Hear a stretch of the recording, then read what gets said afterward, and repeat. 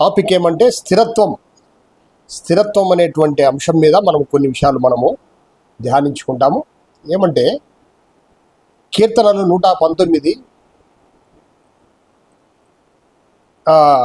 90వ వచనాన్ని మనము చూసామంటే, నీవు భూమిని స్థాపించితివి, అది స్థిరముగా నుండును. చూడండి, ఇక్కడ స్థిరత్వము అంటే ఏమంటే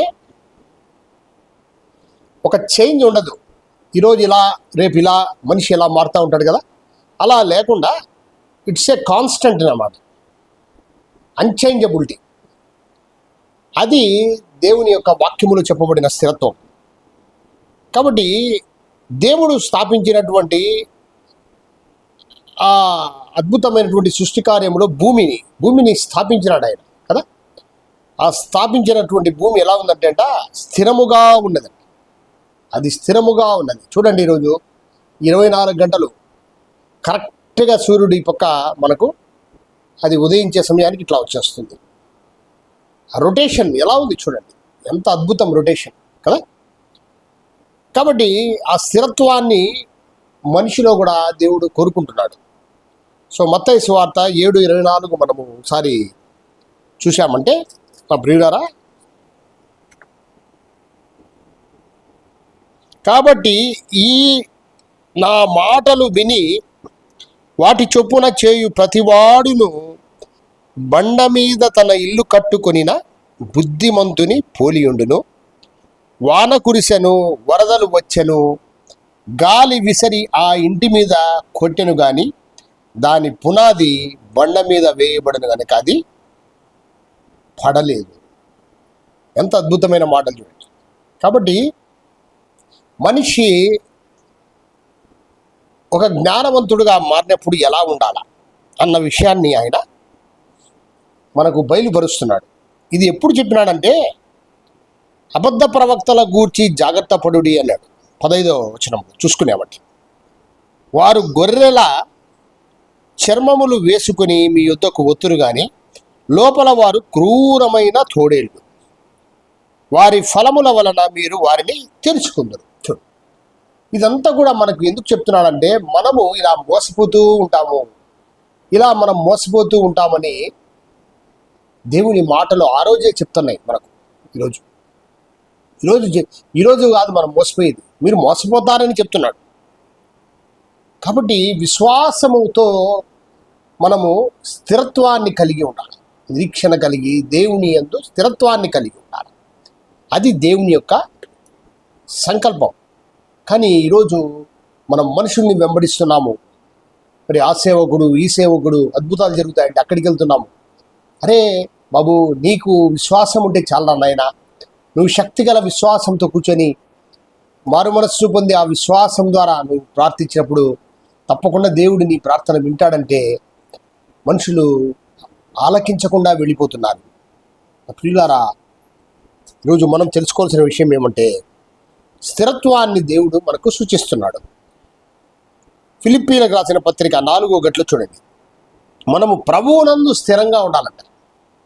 ప్రభువునందు స్థిరంగా ఉండాలి. ప్రభు ఎవరు? జీవాధిపతి కదా. అపోస్తుల కార్యంలో చెప్తాడు, మీరు జీవాధిపతిని మ్రాను మీద శిలువ వేశారంటాడు పేతురు కదా. కాబట్టి జీవమునందు స్థిరముగా ఉండాలి మనం.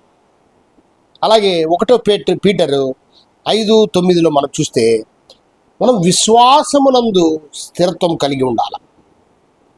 అలాగే 2 పీటర్ 2:1-12 చూసామంటే, సత్యమందు స్థిరత్వం కలిగి ఉండాలంట.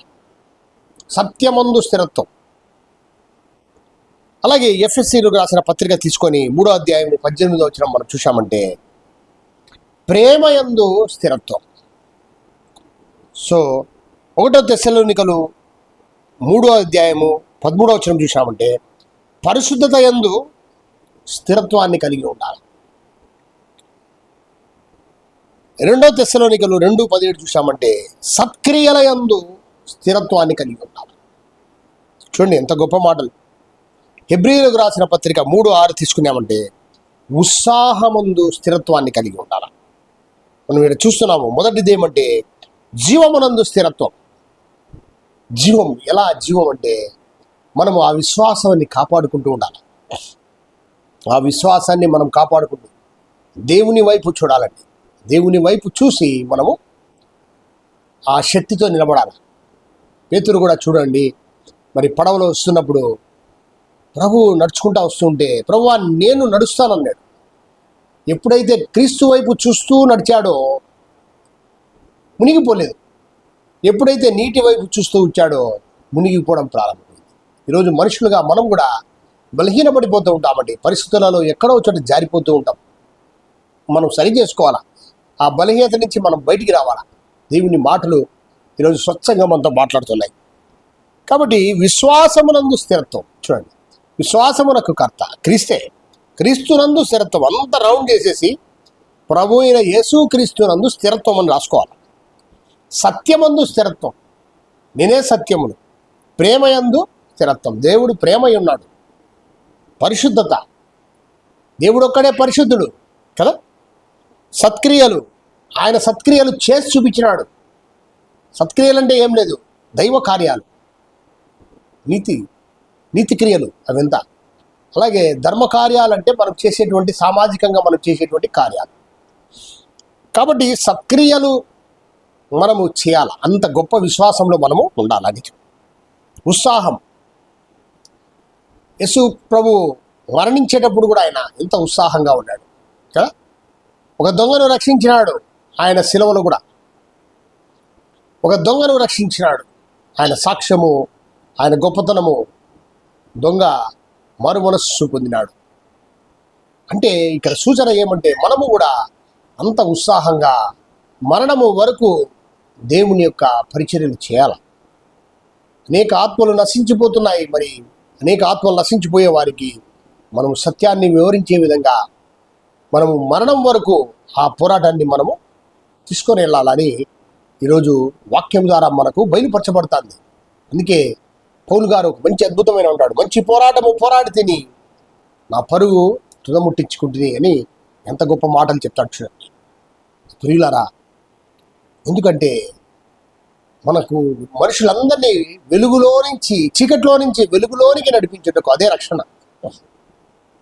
మనల్ని రక్షించుటకు చెడుతనములో నుంచి మంచితనములోకి నడిపించి, మరి అజ్ఞానములో నుంచి జ్ఞానములోకి నడిపించేదానికి దేవాతి దేవునికి ఉన్నటువంటి మార్గం ఒకటే.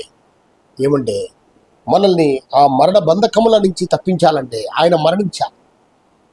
కాబట్టి ఆయన మరణించాలంటే ఆత్మస్వరూపుడైన వాడు శరీరాన్ని ధరించుకోవడం తప్ప మార్గం లేదు.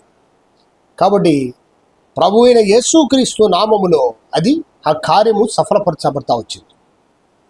ఆయన జీవాధిపతి కాబట్టి, దేవాతి దేవుడు కాబట్టి మరణమును జయించి తిరిగి లేచాడు.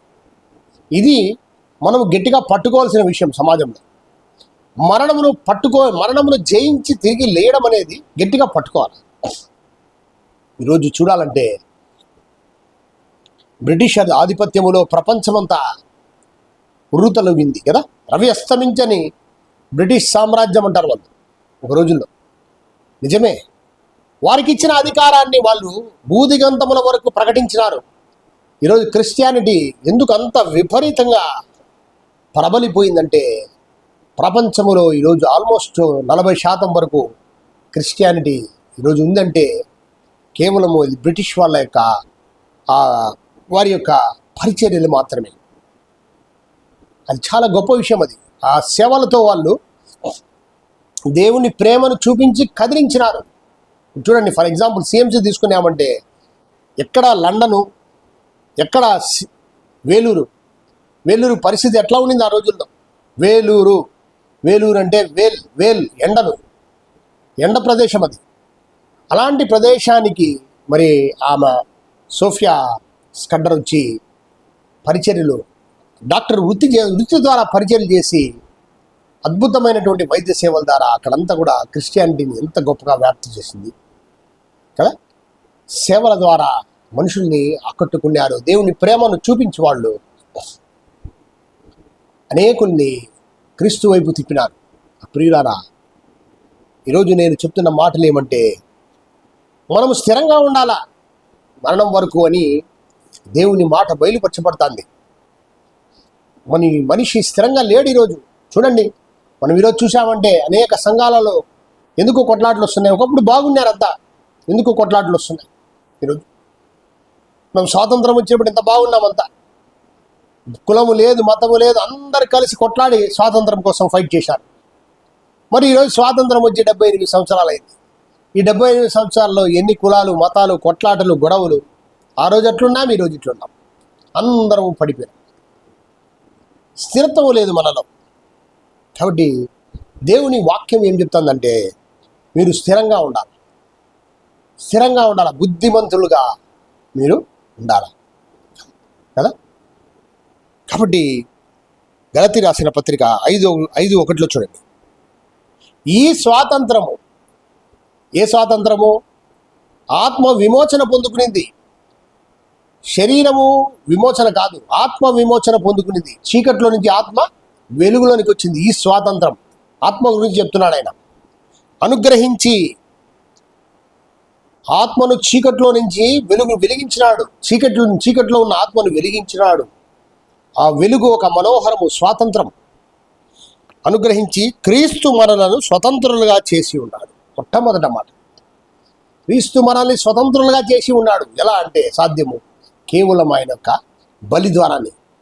ఆ బలి కార్యములో పాలు పంచుకున్న వాడికి మాత్రమే ఆత్మ అనుగ్రహం జరుగుతుంది అనేది సుస్పష్టం. కాబట్టి మీరు స్థిరముగా నిలచి, చూడండి, కాబట్టి మీరు స్థిరముగా నిలచి మరల దాస్యమను కాడి కింద చిక్కుకొనకుడి. చూడండి, దాస్యం అనే కాడి కింద చిక్కుకోవద్దంటున్నాడు. చిక్కుకోవడం చూడండి, వల అది. చెడుతనములో పడిపోతే వల అది, చిక్కిపోవడం అంతే. చూడండి, ఒక వేటగాడు వల వేశాడంటే ఆ వల్ల చిక్కుకోవడం అంతే. ఆ చిక్కుకున్నటువంటి పరిస్థితి ఏమవుతుందంటే ఆ యొక్క జంతువు బలికి వెళ్ళిపోతుంది, మరణానికి వెళ్ళిపోతుంది. కాబట్టి ఆ దాస్యం అనేది మనకు మరణం, ఆ చెడుతనం అనేది మరణం. ఆ చెడుతనంలో నుంచి ఆయన మనల్ని బయటికి తీసుకొచ్చినాడు. ప్రియులారా, దేవుని యొక్క పిలుపు ఏమంటే, నేను భూమిని స్థాపించినాను, అది ఎంత స్థిరముగా ఉంది అని వాక్యం ద్వారా మనకు తెలియజేస్తున్నాడు. నా బిడ్డవైన నువ్వు, నా కుమారుడవైన నువ్వు, నా రక్తం ద్వారా విమోచించిన వాడివి, నా ఆత్మను పొందుకొని నా స్వరూపంలోకి మారిన వాడివి. నువ్వు స్థిరముగా ఉండాలి, నువ్వు స్థిరముగా ఉండాలి. నేను స్థాపించినటువంటి సృష్టి స్థిరముగా ఉంది. మీరు స్థిరముగా ఉండాలని దేవుని పిలుపు మనల్ని హెచ్చరిస్తుంది. కాబట్టి ఈరోజు దేవుడు మాట ఏం చెప్తానంటే, జీవమునందు స్థిరత్వము, విశ్వాసమునందు స్థిరత్వము, సత్యమందు స్థిరత్వము, ప్రేమయందు స్థిరత్వము, పరిశుద్ధత యందు స్థిరత్వము, సత్క్రియ యందు స్థిరత్వంగా ఉండాలి. ఉత్సాహమందు స్థిరత్వం కలిగిన వారిగా ఉండాలి. కాబట్టి మనం ఎట్టి పరిస్థితుల్లో ఈ స్వాతంత్రము చాలా గొప్పది. శరీరానికి వచ్చిన స్వాతంత్రం కాదు. శరీరానికి వచ్చిన స్వాతంత్రం ఏముంది? నిన్న జరిగింది కలకత్తాలో ఒక ఇన్సిడెంట్. ఎంత స్వాతంత్రం ఉంది వాడికి? రాత్రి 1 గంటకు 2 గంటలకు హాస్పిటల్లోకి పోయినాడు వాడు. ఈవెన్ స్టాఫ్ కాదు వాడు. అంత ధైర్యంగా పోయి అంత భయంకరమైనటువంటి క్రిమినల్ యాక్టివిటీ చేసి వచ్చాడు బయటికి. శరీరానికి కలిగిన స్వాతంత్రం అది. వాడి ఆత్మ బంధకములో ఉంది, మనస్సు చీకటైపోయింది. మరి అలాంటి దౌర్భాగ్య పరిస్థితుల నుంచి ఈరోజు బయటికి వచ్చాం మనం కూడా. కాబట్టి దేవుని పిలుపుకు మనం లోబడతాము. లోబడి స్థిరమైన విశ్వాసంతో బండ మీద మన యొక్క జీవితాలు కట్టుకోవాలని దేవుని పిలుపు మనల్ని పిలుస్తుంది ఈరోజు. ఎందుకంటే ఆ స్థిరమైనటువంటి బండ మీద కట్టుకోవాల మన జీవితాలని ప్రభు ఎందుకు చెప్తున్నాడంటే, ఏ సందర్భంలో చెప్తున్నాడంటే, అబద్ధ ప్రవక్తలు వస్తారు ఈ లోకానికి, అనేకులు మోసపరుస్తారు, వారి ఫలముల వలన మీరు వారిని తెలుసుకుంటారని చెప్తున్నాడు. ఎంత గొప్ప విషయం చూడండి. అక్రమం చేయువారులారా అంటున్నాడు, నా దగ్గర నుంచి వెళ్ళిపోండి, చాలా జాగ్రత్తగా ఉండాలా మీరు అనేది ఆ హెచ్చరిక మనకు తెలియజేస్తుంది. ఎందుకంటే మనము స్థిరత్వాన్ని కోల్పోతాం. విశ్వాసంలో మనం తగ్గిపోయినప్పుడు, ఎప్పుడైతే వాళ్ళు ఈ యొక్క భూ సంబంధమైనటువంటి ఆశీర్వాదాల కోసము స్థిరత్వాన్ని కోల్పోయి మన జీవితాలని మనము బండ మీద కట్టుకోలేని స్థితి, బండ మీద కట్టుకున్న ఆ యొక్క పరిస్థితులలో జారి పడిపోయే స్థితిని మనము చూస్తున్నాం ఈరోజు. అలాంటి వారిగా ఉండకూడదు మనం. కాబట్టి ఇంత గొప్ప స్వాతంత్రమును ఆయన మనకి ఇచ్చినాడు. ఆ స్వాతంత్రమును మనము సద్వినియోగం చేసుకొని ఈ లోకములో స్థిరమైన వారం మనం. ఎందుకంటే స్థిరమైన వారంగా, దేవుని బిడ్డలుగా, దేవుని స్వరూపంలో ఆత్మస్వరూపులుగా మనం ఎలా ఉన్నామనేది లోకానికి తెలియజేసేప్పుడు అది ప్రభు అయిన యేసుక్రీస్తుకు మహిమకరంగా మారుతుంది. ఆ జీవితం ద్వారా అనేకులు మనల్ని చూస్తారు, మనం చెప్పేది వింటారు, ఆలోచిస్తారు, వాళ్ళ హృదయాలు తెరవబడతాయి. దేవుని కృపలో వాళ్ళు కూడా రక్షణ మార్గంలోకి వస్తారు. అలాంటి అద్భుతమైనటువంటి బిడ్డలుగా మనం ఉండాలని ఈరోజు దేవుని మాటలు మనకు బయలుపరచబడుతున్నాయి. నా ప్రియ సహోదరి సహోదరులారా, మరి చెప్పబడిన ఈ శ్రేష్టమైనటువంటి వాక్యము మన హృదయాలలో నూరంతలుగా ఫలించునుగాక. దేవుడి వాక్య పరిచయను ఆశీర్వించునుగాక. God bless you all.